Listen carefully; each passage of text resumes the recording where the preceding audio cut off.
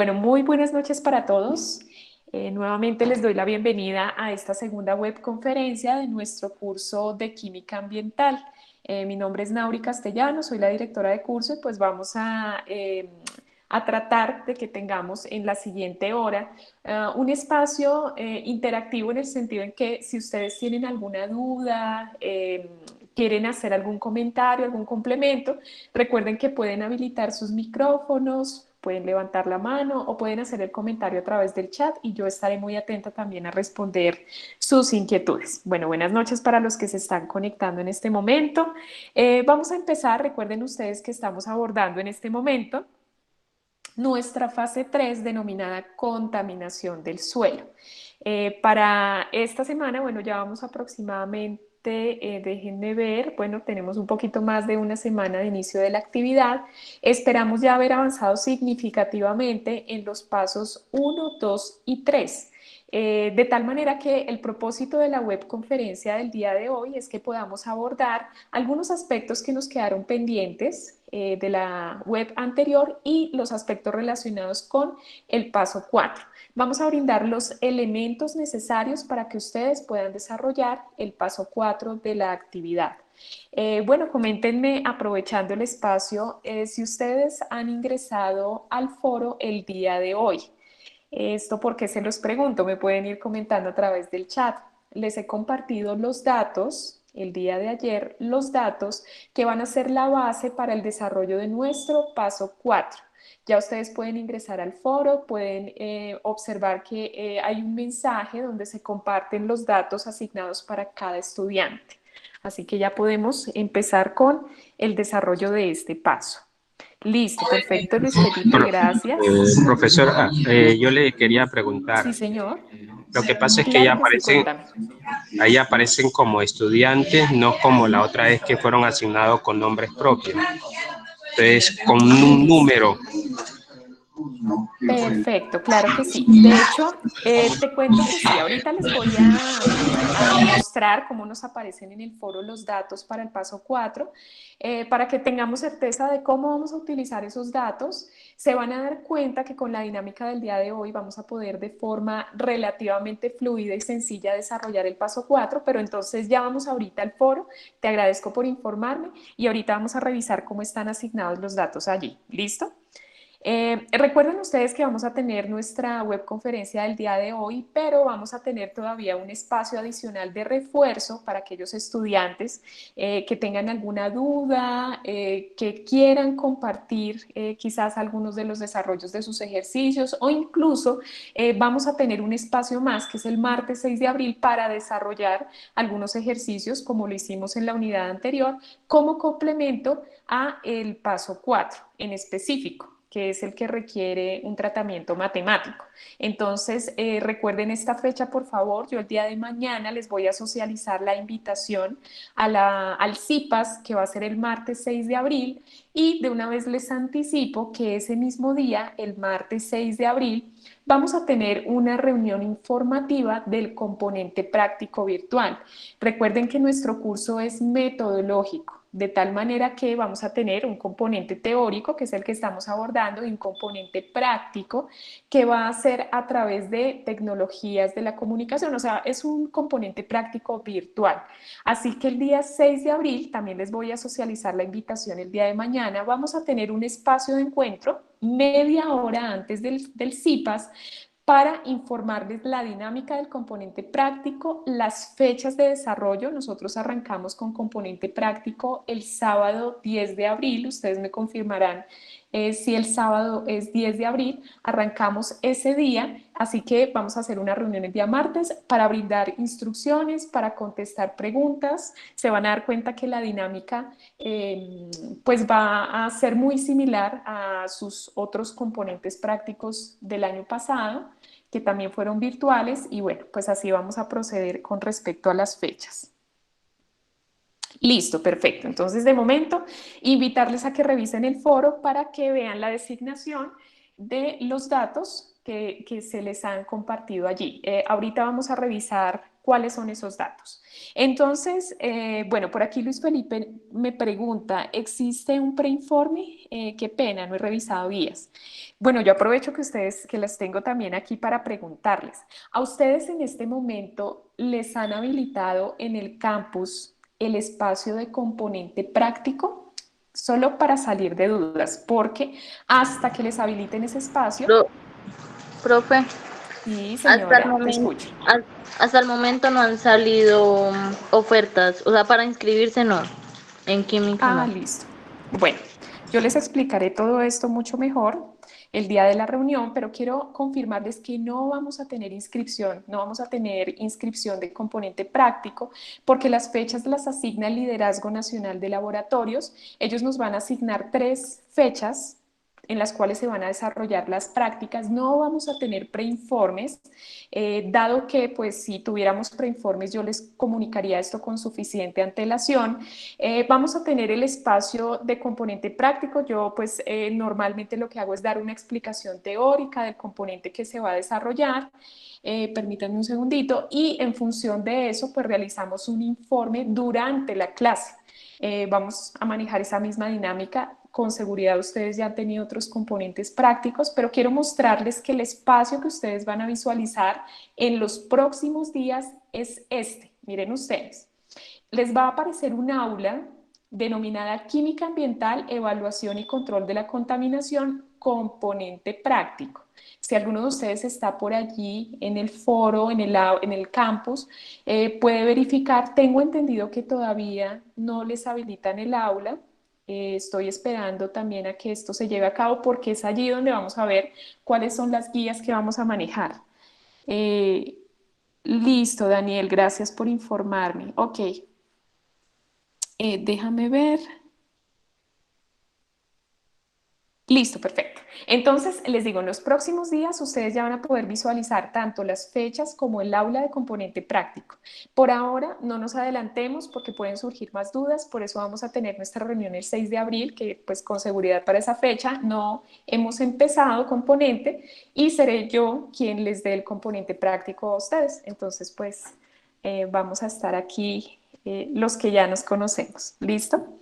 Bueno, entonces, a ver, entrando un poquito en materia, vamos a continuar en la sección donde nos quedamos la clase anterior, la clase pasada que fue hace 8 días. Si ustedes recuerdan, pues nosotros abarcamos algunos aspectos relacionados con la composición del suelo. Hablamos pues de la definición de suelo como un constituyente natural de la corteza terrestre de gran complejidad. A partir de esa definición, hablamos también que el suelo estaba conformado por sustancias a base de silicio, denominadas silicatos, y algunos componentes no silicios, como los minerales.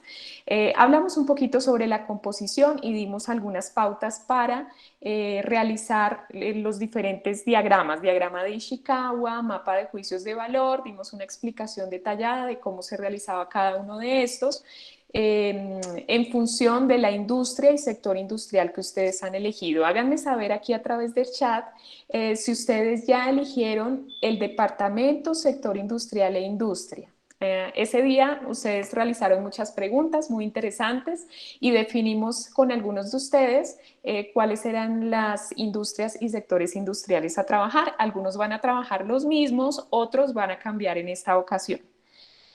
Listo, gracias por sus confirmaciones, gracias Daisy, Yuri, perfecto, eso es. Entonces, si van a trabajar el mismo sector industrial e industria, vamos a sacarle el jugo a esa investigación.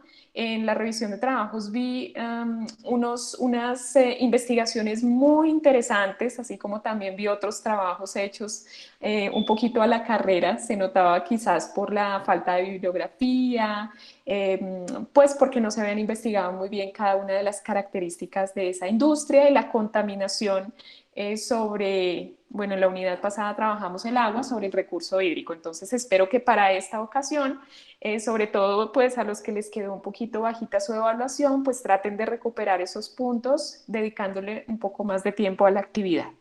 Listo, entonces, bueno, quiero que veamos algo, quiero que nos centremos aquí en esta estructura central que ustedes ven en esta diapositiva. Esta estructura hace referencia a los ácidos fúlbicos, que son uno de los componentes del suelo. El suelo, como lo habíamos dicho la vez anterior, la clase pasada, el suelo está compuesto aproximadamente por un 15% de aire, un 35% de agua y 50% de sólidos. Esos sólidos están integrados por minerales. Recuerden ustedes que nosotros hablamos tanto de los silicatos como de algunos otros minerales no silíceos. Y también dentro de esa composición tenemos un 5% de materia orgánica. Esa fracción orgánica proviene de residuos vegetales en descomposición. También se le denomina humus. ¿Sí? Quizás ustedes han escuchado hablar de este concepto, algunos trabajarán en él porque sé que muchos de ustedes ya trabajan en el área ambiental, entonces sabemos que el suelo también está conformado por una fracción orgánica. Ese humus está conformado por este entramado molecular. Esta molécula que ustedes ven acá es la que compone el humus. Tiene una característica principal esta estructura y es que tiene ácidos carboxílicos. Por allá, si ustedes recuerdan un poquito sus clases de química orgánica, teníamos un grupo funcional que es el grupo ácido conformado por oxígeno y un grupo OH. Entonces tenemos varias cadenitas de varias estructuras de ácidos fúlbicos, los cuales están unidos mediante puentes de hidrógeno. Aquí donde ustedes ven estas líneas entrecortadas, estamos teniendo una interacción entre los hidrógenos del ácido, que están cargados positivamente, y el oxígeno, que tiene una densidad de carga negativa. Esos puentes de hidrógeno son los que permiten la generación de fuerzas intermoleculares y son muy importantes en la composición del suelo, ya que parte de estos puentes de hidrógeno también están formados por agua. El agua que está presente en el suelo, que es absorbida por el recurso, también hace parte de estos entramados moleculares denominados humus o ácidos fúlbicos. ¿Listo? Aquí de hecho tenemos una foto, una imagen de lo que se conoce por humus. Perfecto.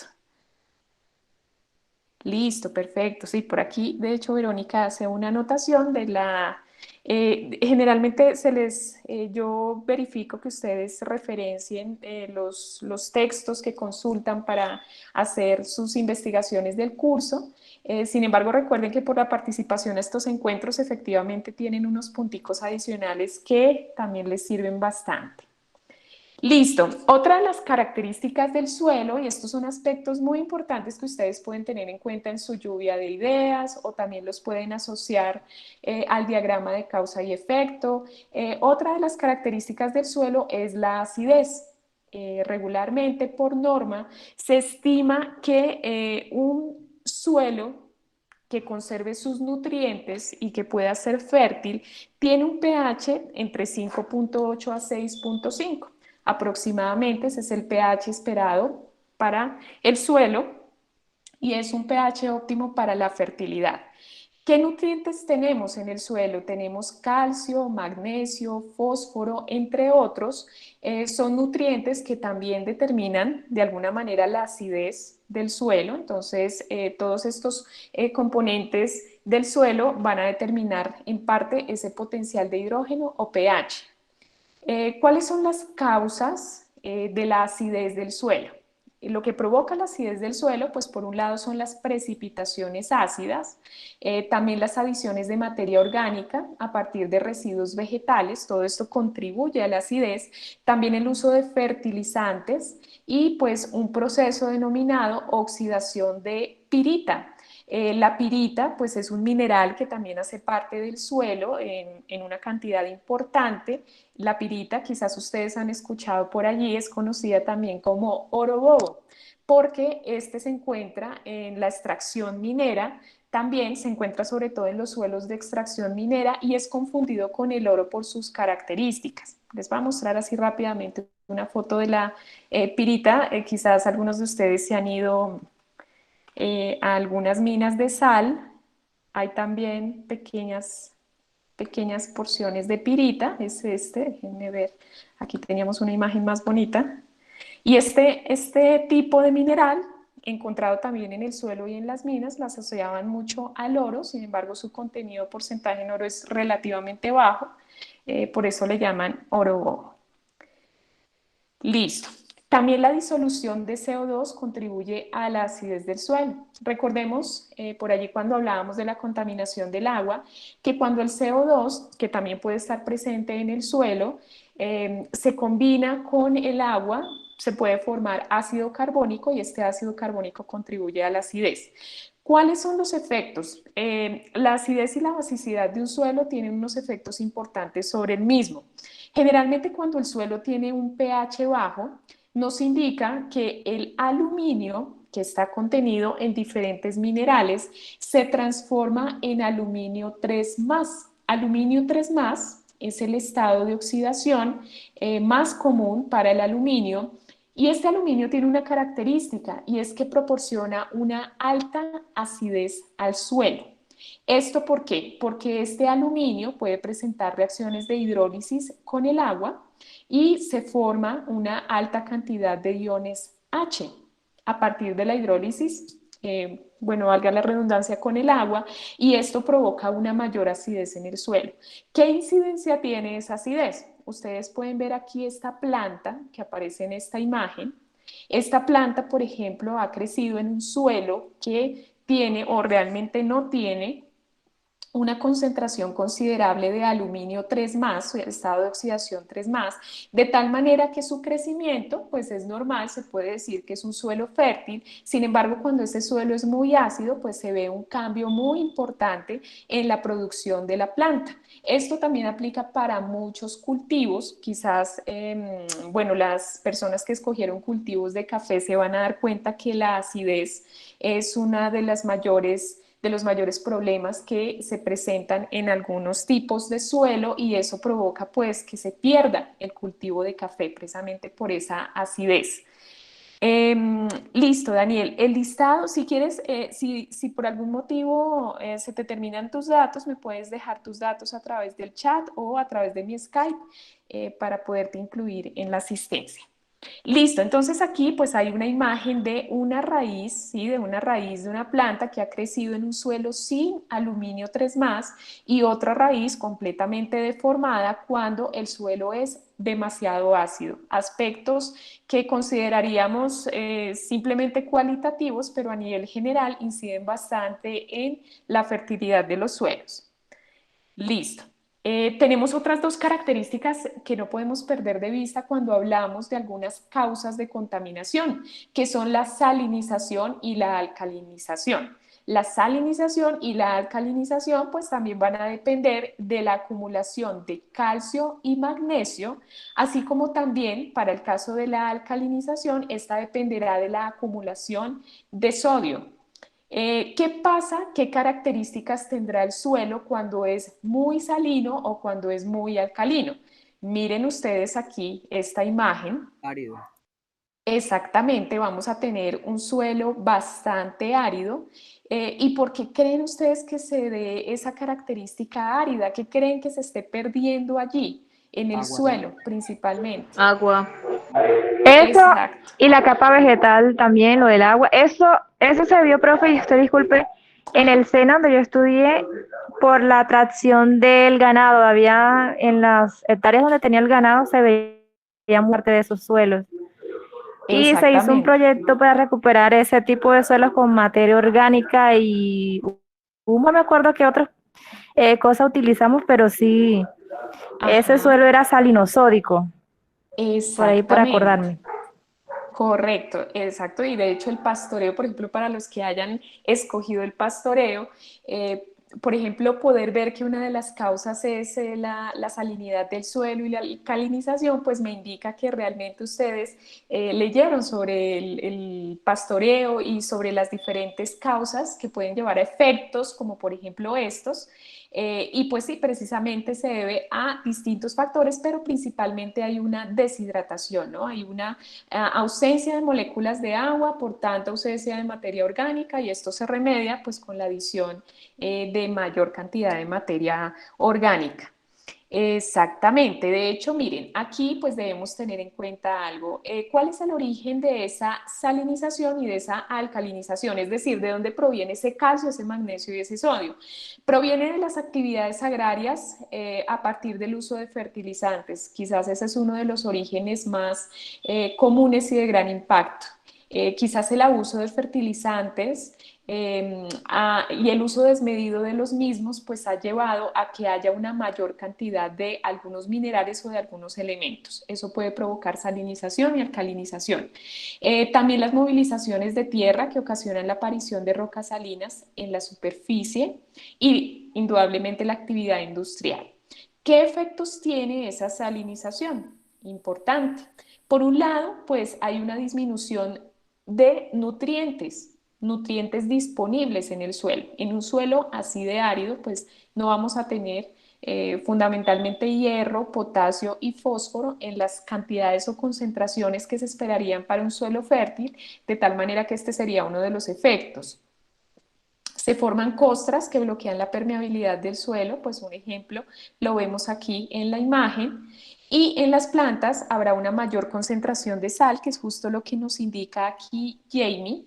De hecho, vamos a tener una mayor concentración de sal, dado que aquí, como ustedes saben, las plantas en su membrana celular, su intercambio de agua y de sales se regula a través de la presión osmótica. Aquí la presión osmótica se va a ver alterada por la ausencia de agua en el suelo y pues eso nos va a permitir que haya algo que se conoce como presión osmótica negativa, es decir, se va a requerir una mayor energía por parte de las plantas para poder absorber el agua. Va a ser un proceso bastante complejo precisamente porque no hay suficiente disponibilidad del recurso. Tenemos entonces estas dos características, salinización y alcalinización. Listo. Entonces, bueno, ¿qué características tiene el suelo? Importante. El suelo, pues, se compone de una serie de partículas que podemos distinguir. De hecho, la masa total de suelo, si nosotros tratamos de remover la parte más fina de esa masa, que contiene pues una gran cantidad de sustancias, la parte más fina nos permite obtener por un lado, arena, limo y arcillas, que son tres tipos de partículas que se encuentran en el suelo. Son componentes minerales. Cada uno de estos componentes minerales, de los cuales vamos a profundizar un poquito ahorita, que les hablé del paso 4, pues varían en cuanto a su composición química, tamaño y forma. Quiero mostrarles, por ejemplo, cuál es la estructura de esas partículas para el caso de las arcillas. Las arcillas, dentro de esa masa fina de suelo, son las partículas más pequeñas. La arcilla constituye las partículas más pequeñas del suelo. Estas tienen un diámetro de 0,002 nanómetros, ¿sí? Imagínense ustedes lo pequeñas que son esas partículas y se componen por láminas paralelas. ¿Qué quiere decir esto? Si ustedes observan, aquí nosotros tenemos unos tetraedros, una serie de tetraedros que son la estructura molecular de esas arcillas. Cada uno de los extremos del tetraedro está representado por un oxígeno y en el centro tenemos al silicio.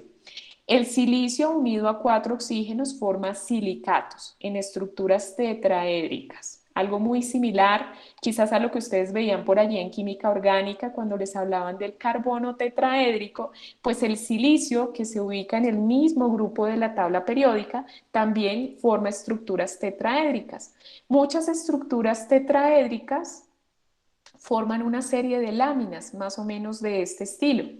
Y estas estructuras tetraédricas se pueden unir con algunas otras estructuras para formar partículas con estructuras más complejas, estructuras octaédricas. Recordemos que además de los silicatos, pues el suelo también puede contener otras sustancias, como por ejemplo estas, donde nuestro centro es el aluminio o el magnesio o el hierro, y este elemento está unido a su vez por grupos hidróxido, que son los que están representados por estas esferas verdes. Entonces, las arcillas, recuerden, se componen por láminas paralelas, cuya unidad comprende láminas tetraédricas intercaladas con láminas octaédricas. Entonces tienen una estructura un poquito compleja allí. Vamos a hablar un poquito del diagrama de textura, sin embargo lo vamos a retomar ahorita para poder explicar un poco el paso 4.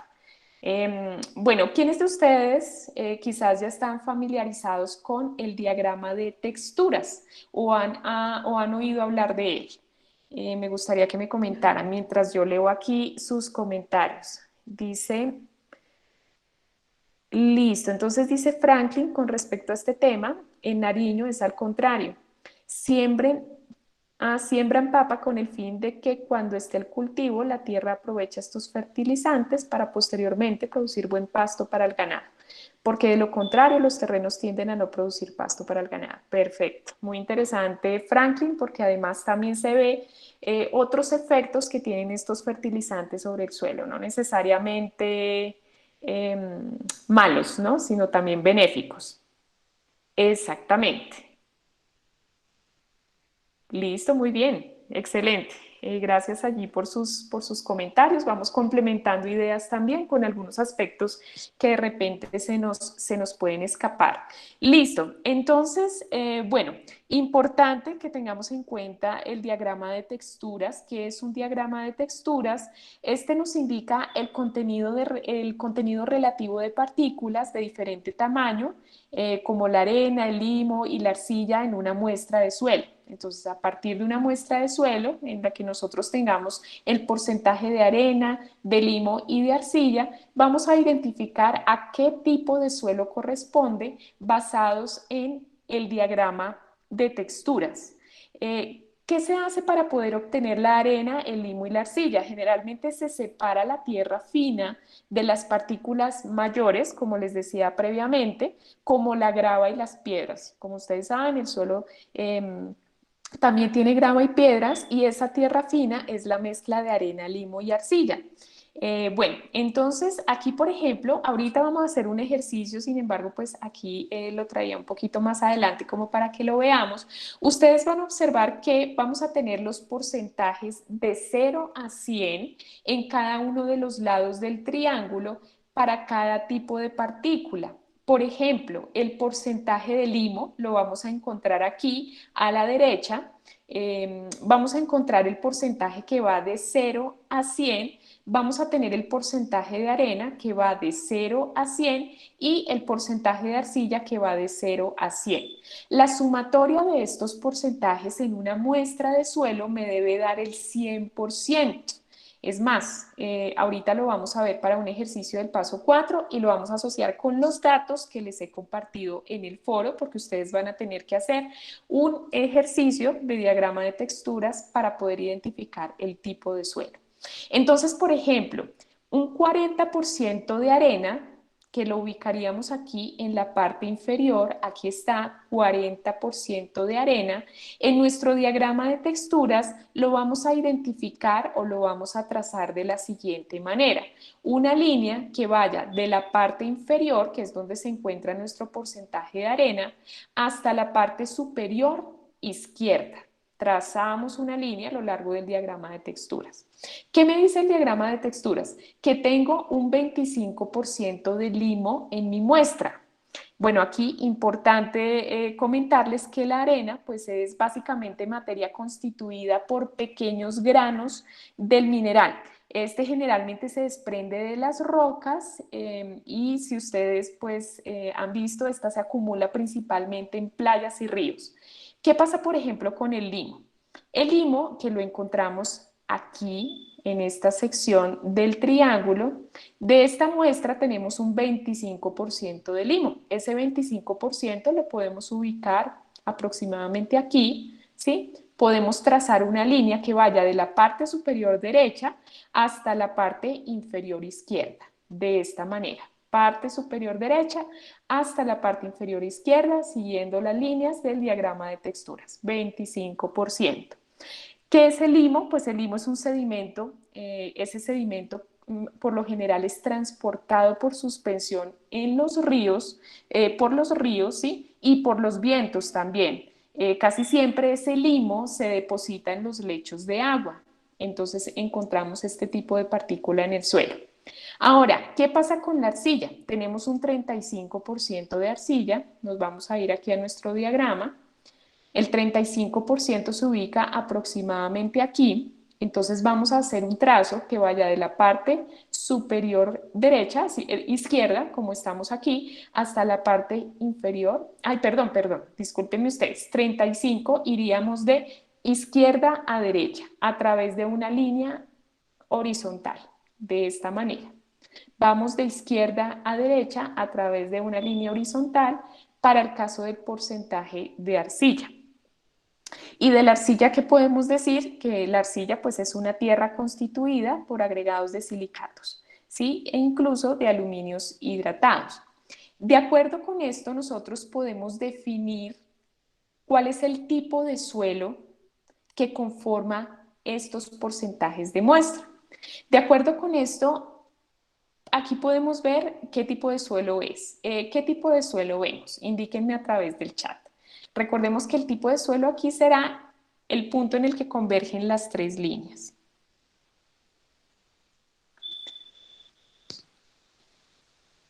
Exactamente, Jamie, muchas gracias. Aquí Jamie nos indica, dependiendo de las diferentes composiciones del suelo, se puede determinar el tipo de suelo, exactamente. Listo, perfecto. Entonces tendríamos aquí el suelo franco arcilloso. Entonces recuerden, aquí ya se me iba pasando, el porcentaje de arcilla lo determinamos con una línea horizontal que vaya de izquierda a derecha. Ahorita vamos a hacer un ejercicio más. Tenemos entonces los tamaños de partícula. Miren ustedes, como les comentaba, la arcilla tiene una partícula mucho más fina. Este es su diámetro. Tenemos aquí el diámetro para el limo y tenemos el diámetro para la arena. Tenemos otra característica importante y es que en el suelo nosotros podemos tener diferentes reacciones y equilibrios químicos. Esas reacciones y equilibrios químicos se pueden describir mediante dos características importantes. Una de ellas es la capacidad amortiguadora del suelo. Esa capacidad amortiguadora hace referencia a la cantidad de ácido o base que puede estabilizar el pH del suelo. De allí la importancia de esta capacidad amortiguadora. Me va a permitir estabilizar el pH del suelo, que como vimos es una característica muy importante para la fertilidad del mismo. ¿Sí? Por ejemplo, pues esta tiene una relación directa con el contenido de arcillas y materia orgánica. El contenido de arcillas proporciona en buena parte acidez al suelo. Sin embargo, dependiendo la composición que ésta tenga, si se agregan fertilizantes u otro tipo de sustancias, su pH cambiará.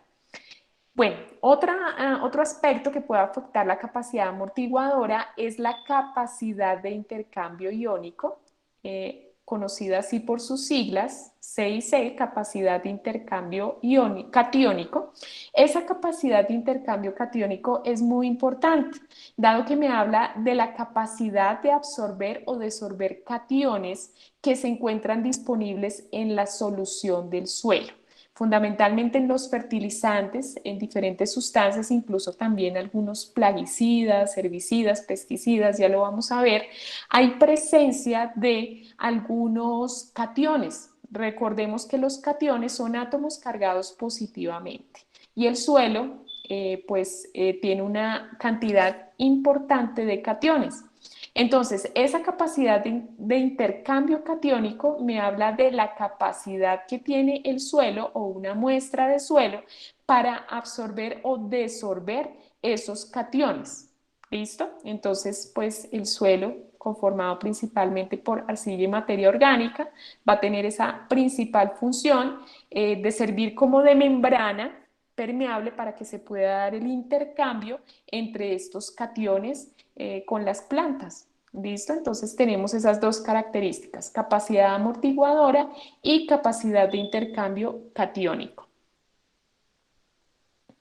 Quiero que vean esta imagen. Bueno, no sé si aquí tengamos algún estudiante que se encuentre en el Huila, por ejemplo, o a ustedes, si ustedes conocen de casualidad el desierto de la Tatacoa. Bueno, esta foto no es del desierto de la Tatacoa, pero es muy similar. Ese tipo de suelo tiene una característica bien interesante y es que son suelos rojizos atribuidos principalmente a la presencia de hierro con estado de oxidación 3+. ¿Sí? Esa es una característica importante de este tipo de suelos. También se encuentran en algunos desiertos o en algunas zonas áridas. Suelo con un contenido importante de hierro 3+. Listo, perfecto, Verónica. Muy bien. Este hierro 3+, pues puede estar asociado a diferentes minerales como la hematita, ¿sí? Es un óxido de hierro, la goetita, que es un hidróxido oxoferroso, tenemos la magnetita, también un óxido de hierro, y pues principalmente el hidróxido de hierro. Todos estos compuestos contienen hierro con estado de oxidación +3, por eso adoptan esas coloraciones rojizas. ¿Listo?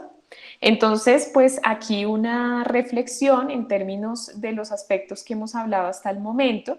¿Qué es lo que se espera de un suelo? Que éste mantenga sus propiedades físicas, químicas y biológicas para mantener la productividad sostenible y que a la vez actúe como filtro para atenuar contaminantes ambientales. Entonces aquí nosotros podemos ver que nuestro suelo, el suelo también es constituido, puede considerarse como un atenuante de la contaminación ambiental. Sin embargo, pues esta característica se puede adquirir con un uso razonable de los recursos, ¿no? Listo, entonces aspectos que ustedes pueden incluir también como parte de los efectos en su diagrama de Ishikawa. Recuerden que en este momento para la contaminación del suelo, pues como efecto en nuestro diagrama no vamos a decir qué es la contaminación del suelo, no. A partir de las causas que ustedes han identificado de contaminación provocadas en el suelo, por parte de la industria que ustedes eligieron, pueden identificar un efecto directo sobre el ambiente y sobre el recurso en sí mismo. Entonces tenemos algunas características como la salinización, que ya hablamos de ello, la sodificación, es la acumulación de sodio que afecta a la producción de suelo, la nitrificación, que es la acumulación de nitrógeno, tenemos también la acidificación, ya lo vimos, altas concentraciones de hidrógeno y de aluminio que impiden la actividad microbiana y disponibilidad de nutrientes. Y otro aspecto también muy importante que es la acumulación de metales pesados y agroquímicos, los cuales pueden ocasionar un aumento excesivo o desactivador, ocasionando inutilización del mismo. Exactamente, William, ya vamos para allá. De hecho, vamos a hablar un poquito de la eutrofización para cerrar esta parte teórica. Bueno, aquí importante que sepamos que son considerados como metales pesados el cromo, el cobalto, el níquel, el cobre, el zinc, el arsénico.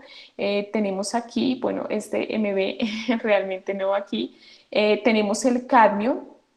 Tenemos el zinc, el bario, el mercurio y el plomo, considerados como metales pesados.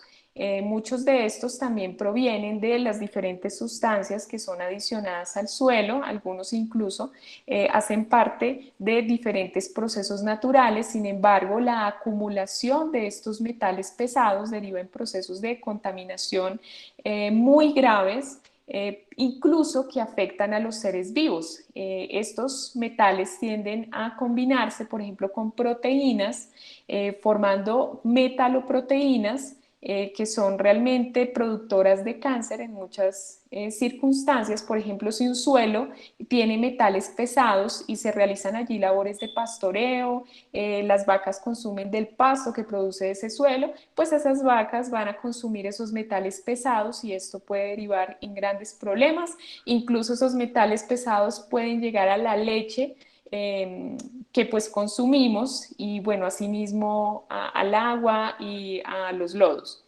Entonces, bueno, estos metales pesados pueden ser absorbidos por las plantas, pueden pasar a la atmósfera por volatilización y pueden movilizarse a las aguas superficiales o subterráneas. Bueno, entonces aquí precisamente hay otro aspecto importante que tiene que ver con el uso de agroquímicos, que es justo lo que nos mencionaba William.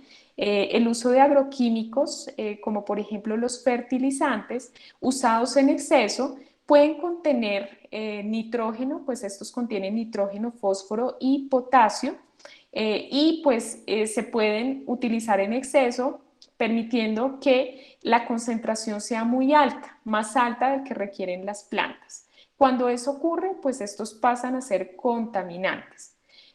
Una alta presencia de nitrógeno puede llegar a formar nitritos, ¿sí? Y estos nitritos pues son los causantes de la eutrofización, ¿vale? Lo mismo también el fósforo, ¿sí? Sin embargo, pues tiene una menor amenaza como contaminante dado que no es soluble en el agua y por tanto no es soluble en el suelo comparado con el nitrógeno, ¿no? Comparado con este elemento. Exactamente. Lilleira nos dice actualmente es uno de los contaminantes, bueno, el mercurio es uno de los contaminantes más perjudiciales para los seres vivos. Voy a adelantarme un poquito, chicos, porque quiero llegar al paso 4. Esta partecita de los pesticidas y plaguicidas lo podemos retomar un poquito en el CIPAS. Me voy a adelantar un poquito para que veamos los aspectos del paso 4 y ya revisamos si logramos detenernos un poco en esta parte de los tratamientos plaguicidas y herbicidas. Antes de que se me vayan, porque pues nos quedan 15 minutos para nuestra webconferencia, quiero hacer un énfasis especial en el paso 4 para que ustedes tomen nota de la dinámica para el desarrollo de este ejercicio. ¿Listo? Estos aspectos previos acerca de los tratamientos los podemos retomar en nuestros IPAs. Entonces, bueno, vamos a realizar lo siguiente. Yo quiero irme al foro para aquellos que todavía no han consultado el foro. El día de ayer se publicaron los datos para la realización del paso 4. Recuerden ustedes cuántos ejercicios tenemos en el paso 4, que es nuestro último paso de la actividad. ¿Recuerdan ustedes cuántos ejercicios integran ese paso?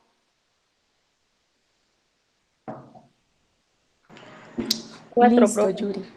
Perfecto. Muchísimas gracias. Exactamente, Yuri.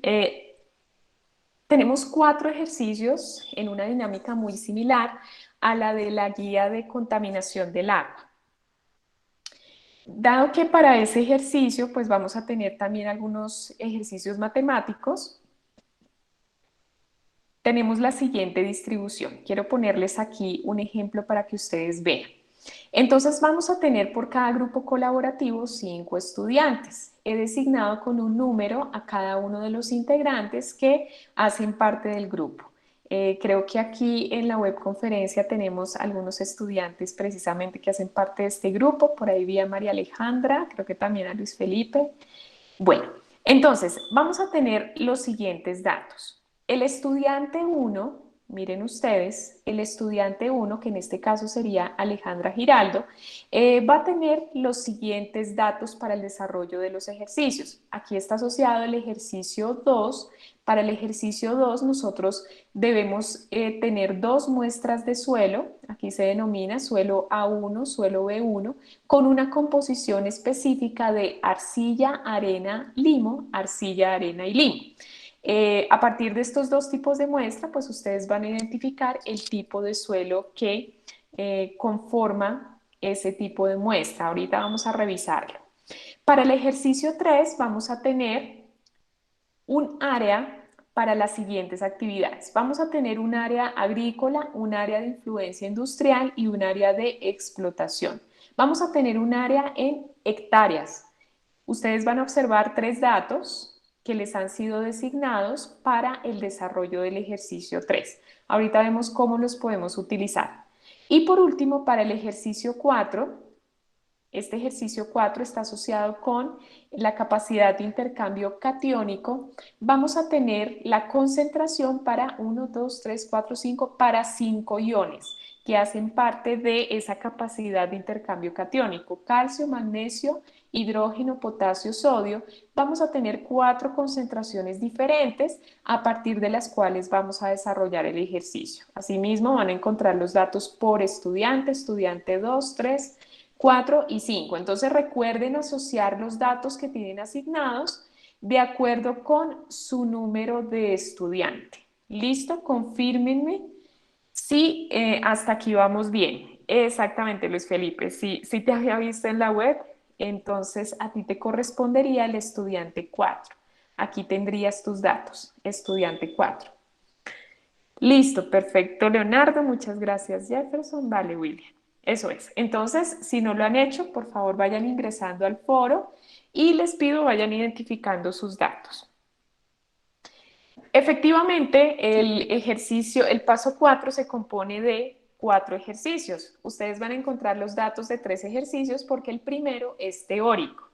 Recuerden entonces que ustedes en el diagrama de juicios, en el mapa de juicios de valor, van a tener un juicio instrumental en donde ustedes van a hablar de 2 métodos de control o 2 métodos de tratamiento del suelo con base en la investigación que ustedes han realizado, con el tipo de residuos que se generan desde la industria, cómo estos afectan el suelo, y con base en ese tipo de residuos definen 2 tratamientos. Sí, yo igual les voy a compartir la presentación, tengo una diapositiva por aquí previa en donde se indican algunos tipos de tratamientos físico-químicos, biológicos, térmicos, mixtos y algunos tratamientos de contención y confinamiento que quizás ustedes pueden tomar como referencia para revisar el tipo de residuos que se trabajan a partir de estos. Entonces, ustedes van a tener 2 métodos o 2 tratamientos y la idea es que ustedes de forma muy breve describan el método y puedan indicar las ventajas y las desventajas de utilizar este método. No tiene sentido que, por ejemplo, se les pida una hoja de descripción si sabemos que lo podemos encontrar en la literatura. Sabemos que ustedes han realizado un ejercicio de lectura cuando han podido identificar las ventajas y desventajas del método. De allí la importancia que ustedes organicen la información de esta manera. Estos cuadros que les voy a compartir ahora, ustedes no los encuentran en el formato de la fase 3. Esta pues es simplemente una estrategia de desarrollo, así que si ustedes desean pues pueden tomar más o menos nota del recuadro que pueden realizar para organizar la información. Listo, igual si la quieren organizar de otra manera no hay problema, lo importante es que identifiquemos ventajas, desventajas y descripción del método. Listo, para el caso del ejercicio 2, ustedes van a encontrar el siguiente enunciado. Utilizando el diagrama de textura, establezca el tipo de suelo para los 2 tipos de suelos que su tutor le compartirá en el foro. Recuerden nuevamente, cada estudiante va a tener para el ejercicio 2 tipos de suelo con sus correspondientes porcentajes. Verifiquen que la sumatoria de esos porcentajes les dé el 100%. Si no da el 100%, hay un error allí. Pero bueno, yo me aseguré de que todos los porcentajes sumaran el 100%. Entonces, con la información obtenida, relacione el uso del suelo. Vamos a identificar el uso del suelo toda vez que sepamos el tipo de suelo con propiedades como la capacidad de intercambio catiónico. Vamos a identificar cuál es la capacidad de intercambio catiónico para ese suelo. Ahorita les comparto una fuente bibliográfica que de hecho nos va a servir mucho para este ejercicio y yo también después se las voy a compartir en el foro. Vamos a identificar la capacidad amortiguadora de ese tipo de suelo, características como la retención de agua, nutrientes, pH y minerales. Dado que ustedes van a organizar esta información de forma muy breve, se sugiere la realización del siguiente cuadro en el que ustedes puedan presentar los resultados de su ejercicio 2. Nuevamente les digo, esta es una sugerencia, no la van a encontrar así en el formato, pero es una forma de organizar la información de una manera puntual, de acuerdo con lo que se les solicita. ¿Listo? Claro que sí, Lilleira, ya vamos a hacer un ejemplo del diagrama. Tutora, una pregunta. Sí, Eh, señora. con la explicación que diste anteriormente, estaba haciendo el diagrama. Ajá. Entonces, o sea, tengo una confusión porque en arcilla me da el 40%. Ok. Entonces, el estar en el 40% está en toda la línea dentro de arcilla y franco arcilloso. Entonces, ahí, ¿qué tipo de suelo se elige? Listo. O sea, ya trazaste las tres líneas, ¿sí? Sí, señora. Ah, bueno, perfecto, perfecto. En ese caso, vamos a tener, son casos muy específicos, de todas maneras, si tú puedes y puedes compartir el avance en el foro para poder ver el diagrama, eso me permitiría evaluarlo un poquito mejor y podamos verificar que definitivamente el suelo está allí en una frontera, ¿no? Regularmente siempre pertenece a algún tipo de suelo específico, pero lo podemos revisar. Si quieres, envía ese diagrama al foro y yo mañana tempranito lo reviso para saber que todo esté bien y revisamos la clasificación, ¿te parece? Bueno, sí, señora, gracias. Listo, vale, con gusto. Igual ahorita ya lo revisamos. Yo aquí quiero compartirles algunas claves para el desarrollo del ejercicio para que ustedes tengan en cuenta. Incluso yo les comparto la presentación para que ustedes puedan tomar de allí el diagrama de textura y puedan hacer sus trazos. Entonces, características importantes. Primero, vamos a realizar el trazo del porcentaje de arena, que lo tenemos aquí abajo, el porcentaje de arena, limo y arcilla para cada suelo en el triángulo. El porcentaje de arcilla se traza con una línea horizontal de izquierda a derecha. Aquí tenemos el porcentaje de arcilla, dependiendo del porcentaje, vamos a trazar una línea de izquierda a derecha. ¿Listo? Para el porcentaje de limo, que lo tenemos acá, vamos a trazar una línea diagonal de la parte superior derecha, aquí estamos hablando de la parte superior derecha, parte superior izquierda, de la parte superior derecha vamos a trazar una diagonal hasta la parte inferior izquierda, siguiendo estas diagonales de acuerdo con el porcentaje indicado. Para el porcentaje de arena, que lo tenemos aquí, entonces lo que vamos a hacer es trazar una línea diagonal de la parte inferior derecha que tenemos de este lado a la parte superior izquierda siguiendo la diagonal. Vamos a identificar el tipo de suelo y para ello pues vamos a tener un punto en el que convergen las tres líneas. Eso va a determinar nuestro tipo de suelo. Veamos un ejemplo pues relativamente sencillo para que ustedes tengan una idea. Son el mismo tipo de ejemplos que van a encontrar en la guía, ¿listo? Y en los datos que se proporcionaron en el foro. Listo, Lillera. Bueno, en ese caso entiendo los porcentajes que regularmente tenemos son porcentajes en números enteros. Si quisiéramos determinar o asociar un porcentaje que tenga decimales, tendríamos que tener una escala mucho más precisa dentro de ese esquema. También hay diagramas de texturas un poco más detallados, pero para efectos de nuestro ejercicio, pues vamos a emplear números enteros. Son los datos que se proporcionaron en el foro y son los que vamos a emplear. Entonces, miren ustedes, vamos a tener un 60% de arena, ¿sí? Un 60% de arena lo tenemos aquí, 60%.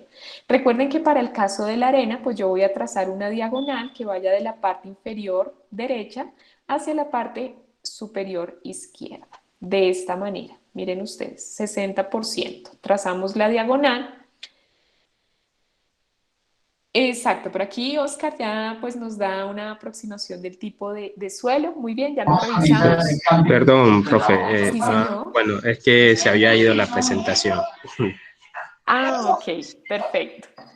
Listo, pero bueno, ahí vamos bien, ¿sí? Me indican si de pronto hay alguna duda. Yo creo que aquí vamos bien, ¿verdad? Sí, señora, todo muy bien. Listo, perfecto, gracias. Entonces vamos avanzando en nuestros ejercicios. 15% de limo, entonces aquí tenemos nuestro otro tipo de partícula, 15%, lo ubicamos aproximadamente aquí en intermedio, entre 10 y 20. Recuerden que trazamos una diagonal de la parte superior derecha a la parte inferior izquierda de esta manera. Aquí está. Y por último, pues nos falta la arcilla, 25% de arcilla. Entonces, el porcentaje de arcilla lo ubicamos acá, 20, 30, 25%. Trazamos una línea que vaya de izquierda a derecha en sentido horizontal y tenemos aquí el punto, efectivamente, como nos menciona Oscar, en el que convergen las tres líneas para cada porcentaje y tendríamos el suelo franco, arcillo, arenoso. Franco, arcillo, arenoso. Ese es el tipo de muestra que tenemos en este caso, una muestra franco, arcillo, arenosa. Ustedes van a identificar esos porcentajes, vamos a revisar, si ustedes pueden, compártanme sus avances para que veamos si están bien ubicados los puntos y en función de eso, pues designamos cuál sería el tipo de muestra. Bueno, aquí pues básicamente ustedes lo que pueden hacer, y es la recomendación, como les digo, esta es una sugerencia, esta tabla les va a permitir organizar mejor la información. Van a indicar el tipo de suelo, franco, arcillo, arenoso, bueno, el suelo que hayan obtenido, seguramente algunos de ustedes ya están haciendo ahorita el ejercicio. En el triángulo de texturas, entonces vamos a colocar la imagen del triángulo con los trazos. Ustedes pueden quizás tomar un pantallazo de esa imagen que realizaron y lo colocan allí. No es necesario que coloquen un diagrama de texturas que ocupe una hoja, lo pueden colocar de forma sencilla. Y vamos a identificar algunos aspectos relacionados con el uso del suelo, la capacidad de intercambio catiónico, la capacidad amortiguadora, retención de agua, nutrientes, pH y minerales. Yo quisiera compartirles frente a esto, y lo voy a hacer el día de mañana, una lectura muy interesante que he encontrado en algunas fuentes de consulta. De hecho, pues hay una referencia de una entidad colombiana denominada Domus. Es una empresa de consultoría socioambiental. Generalmente se encarga de la gestión sostenible de proyectos. Ellos hacen un estudio bien interesante de los diferentes tipos de suelo y sus características. En este documento ustedes van a poder encontrar algunas texturas del suelo, por ejemplo aquí, franco arenoso, franco arcilloso. Nos habla acerca del pH de ese tipo de suelo, la materia orgánica, por ejemplo, cuáles son las concentraciones de nitrógeno. Si bien no nos dan un valor numérico, sí nos indican cuál es la cantidad que debería tener ese tipo de suelo, si es baja, alta o media, también fósforo, potasio y la capacidad de intercambio catiónico. Es un documento muy completo, yo se los voy a compartir junto con la presentación y les va a permitir también realizar en buena parte este recuadro de nuestro ejercicio 2. Exactamente, Luis Felipe, estas características son teoría. En algunos casos, para la capacidad de intercambio catiónico, para algunas texturas se genera un valor numérico. Si ustedes lo encuentran, también lo pueden indicar allí. ¿Cuáles son las unidades de capacidad de intercambio catiónico? Miliequivalentes del catión o de los cationes sobre cada 100 gramos de muestra de suelo. Ahorita lo vamos a ver porque lo necesitamos para nuestro ejercicio 4. ¿Listo? Bueno, chicos, para que podamos avanzar un poquito, de hecho, pues, bueno, aquí en la presentación tengo algunas definiciones que de hecho pues ya hemos abordado tanto en nuestra webconferencia 1 y 2. No nos vamos a detener mucho en ellas, pero sí quiero que vean ustedes que aquí, por ejemplo, donde se pregunta el uso de suelo, dependiendo el tipo de textura, ustedes pueden identificar en la literatura si ese suelo se utiliza para pastoreo, cultivo, recreacional, entre otros. ¿Listo? En cuanto a la capacidad de intercambio catiónico, entonces vamos a buscar qué características tiene ese tipo de suelo en cuanto a su capacidad de intercambio catiónico. Recuerden que esa capacidad de intercambio catiónico relaciona la cantidad de cationes como calcio, magnesio, sodio, potasio y amonio. Entonces son algunos de los cationes que hacen parte de ese intercambio. Con relación a la capacidad amortiguadora y retención de agua, efectivamente son datos teóricos. Por aquí, bueno, perdón, yo leo la pregunta de Yuri. Yuri dice, profe, yo tengo una duda. Entonces, cuando nosotros identificamos el tipo de suelo, posteriormente detallamos las propiedades de capacidad de intercambio catiónico, la capacidad exactamente. Exactamente, vas a consultar las características que tiene esa textura identificada, ¿sí? Frente pues a estas características, ¿no? Entonces vas a consultar en ese tipo de suelo cuál es el pH óptimo, qué minerales contiene, qué nutrientes, entre otros. Listo, Yuri, con mucho gusto. Pero chicos, yo les voy compartiendo la asistencia para aquellos para que todos la vayan llenando. Permítanme que yo tenía por aquí la asistencia.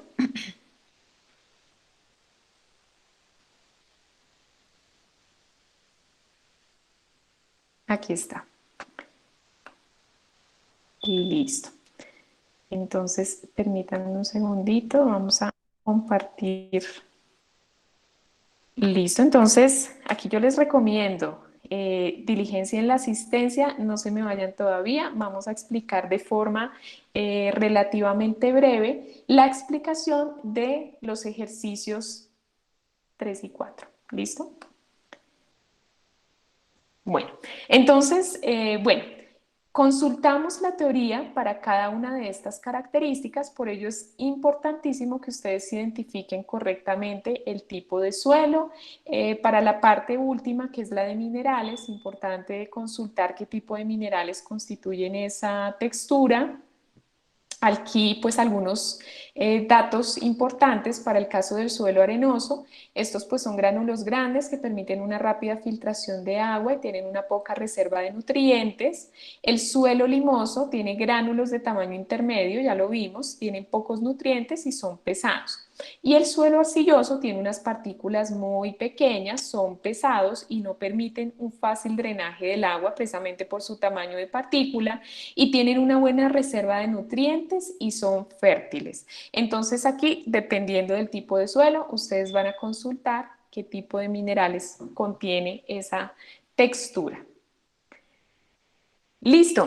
Entonces, para el caso del ejercicio 3, ¿qué pasa con el ejercicio 3?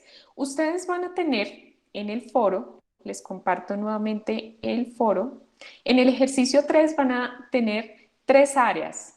Un área de un terreno agrícola, un área utilizada para actividades industriales y un área de explotación. Aquí tienen los valores de esas áreas en hectáreas. ¿Qué vamos a hacer en este punto? Esta tabla también es una tabla sugerida. Ustedes pueden presentar la información como deseen organizarla. Sin embargo, pues estas son claves para el desarrollo del ejercicio que les suministro en esta web. Déjenme ver. Entonces, ¿qué dice el enunciado? El enunciado dice lo siguiente: un programa de monitoreo de contaminación de suelos delimitó 3 áreas para una región particular. Entonces están las áreas que estamos abarcando aquí: agrícola, industrial y de explotación. Con base en la información suministrada por su tutor en el foro sobre cada área, vamos a establecer para cada una el tipo de muestreo que se realizaría, el número de sitios de muestreo y el número de muestras compuestas. Vamos a describir el análisis físico-químico que se aplicaría según el uso de suelo.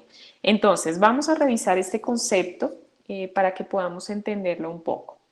Aquí, por ejemplo, para cada una de las áreas, ustedes van a colocar la superficie en hectáreas, van a colocar el número que se les ha proporcionado.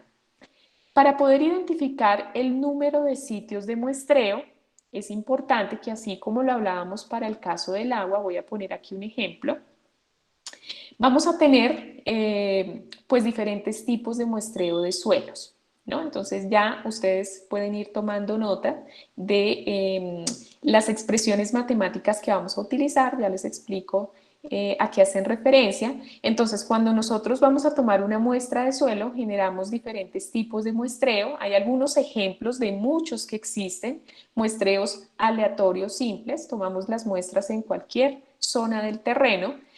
También hay tipos de muestreo aleatorio estratificado, entonces el suelo se divide por estratos y se toman muestras de forma aleatoria.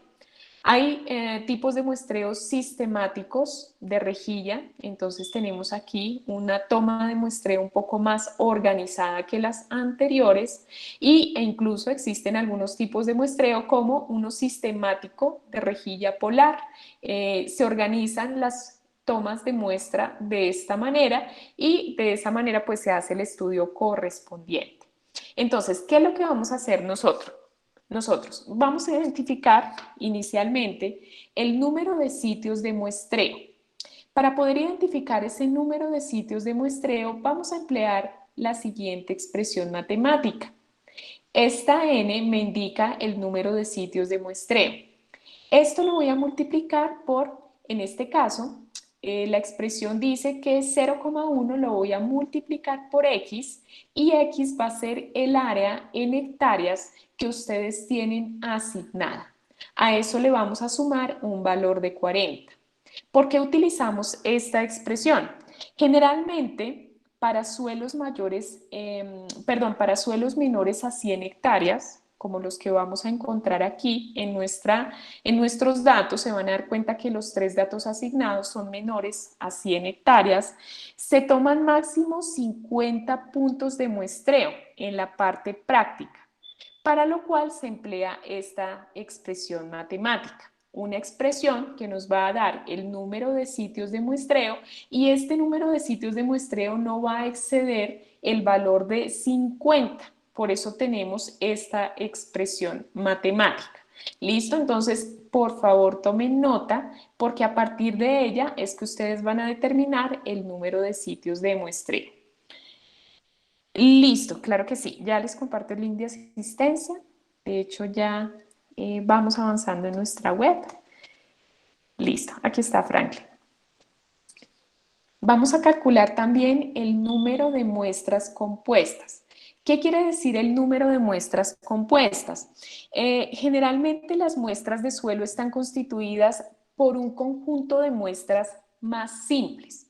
Entonces, aquí, pues esas muestras simples están mezcladas y cuando análisis, esos volúmenes de muestras se someten a partición. Estas muestras generalmente se reducen para obtener una muestra compuesta, que es el número de muestras que nosotros vamos a determinar.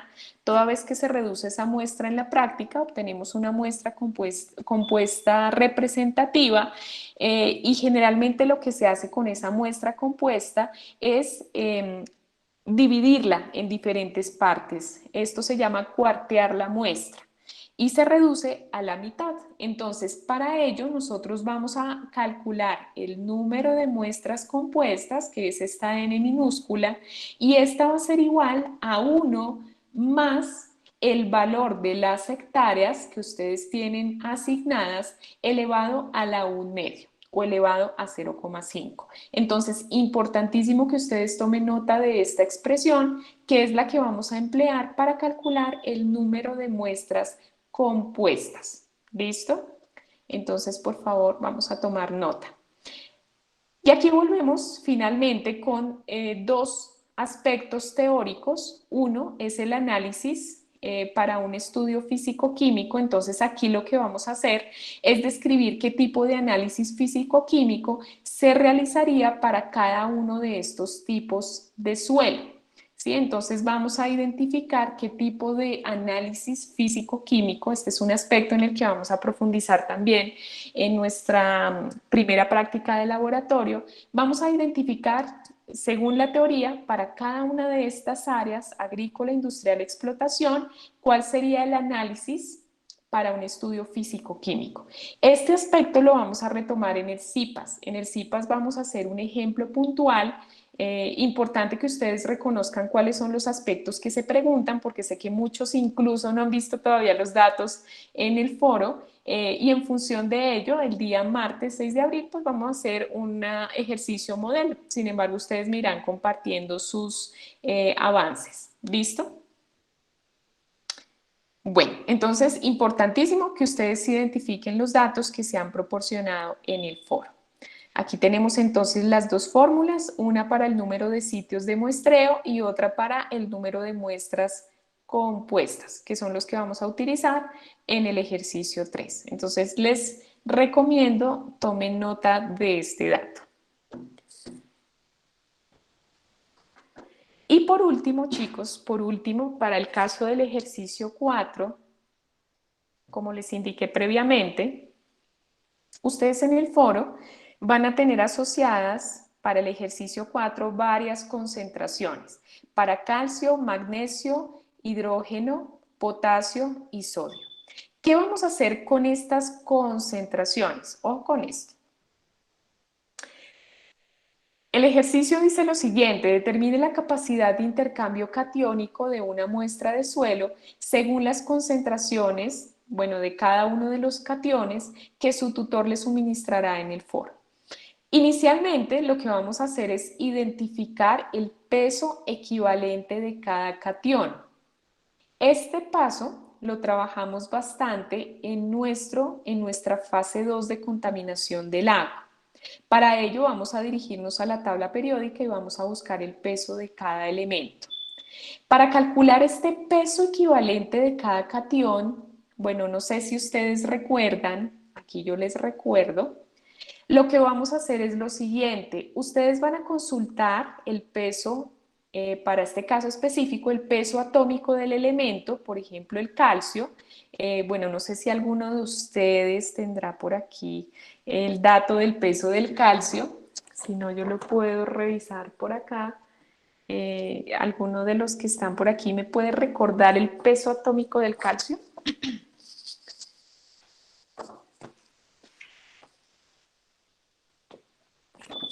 40.08, Lo voy profe. revisando. Listo, William, muchas gracias. Listo, perfecto, gracias. Bueno, entonces ese peso, por ejemplo, para el caso del calcio, lo vamos a calcular, ese peso equivalente, tomando en consideración el peso del elemento dividido por su número de cargas. ¿Recuerdan ustedes? Esto lo hicimos en el ejercicio, en el paso 4 de la contaminación del agua. Para este caso, en el calcio, que tiene una carga de 2 más, vamos a utilizar su valor absoluto. Vamos a dividir ese peso en 2, por ejemplo, para el calcio será 20, ¿sí? Ese será el peso equivalente, 20, ¿sí? De 20 exactamente, por aquí me está indicando Pedro. Entonces, ese peso es el que yo voy a relacionar en esta expresión. Miren ustedes, ¿cómo se expresa la capacidad de intercambio catiónico?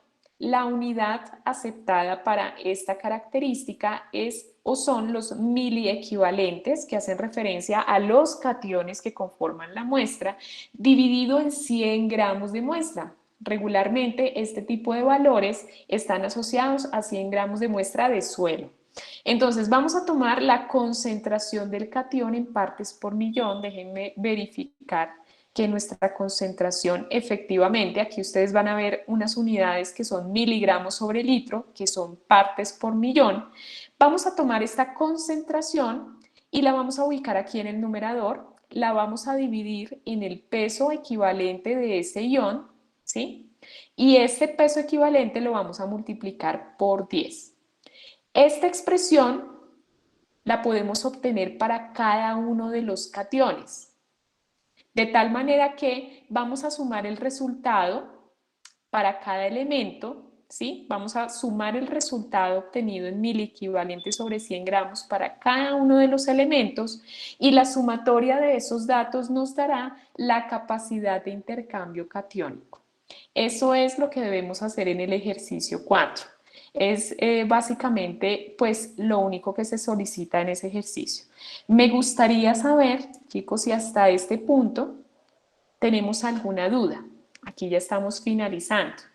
Recuerde que se dan las estrategias de desarrollo, pero el día 6 de abril, reitero que sería después de la Semana Santa, haríamos un último encuentro, ya como para redondear algunos conceptos, que ustedes me indiquen cómo les ha ido con la realización de estos ejercicios. De paso, ustedes van revisando la teoría y completando lo que les haga falta de los pasos 1 al 3, y en función de eso vamos revisando. Claro que sí, Pedro, yo les comparto la presentación, les comparto el material mañana tempranito. Miren, les voy a compartir la presentación, también un par de artículos que les van a ser muy útiles para revisar las características del suelo para el ejercicio 2, y pues también les compartiré la invitación a nuestra reunión de componente práctico y a nuestros CIPAS. Listo, perfecto, Yuri, muchas gracias. Gracias, Verónica.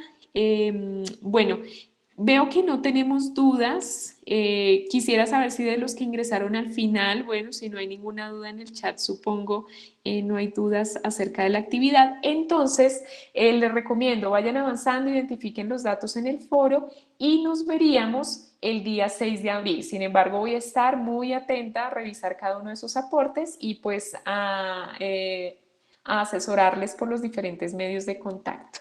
Listo, muchísimas gracias a todos, de nuevo agradecerles por su puntual asistencia y nos vemos entonces próximamente. Muchísimas gracias. Listo, gracias a ustedes.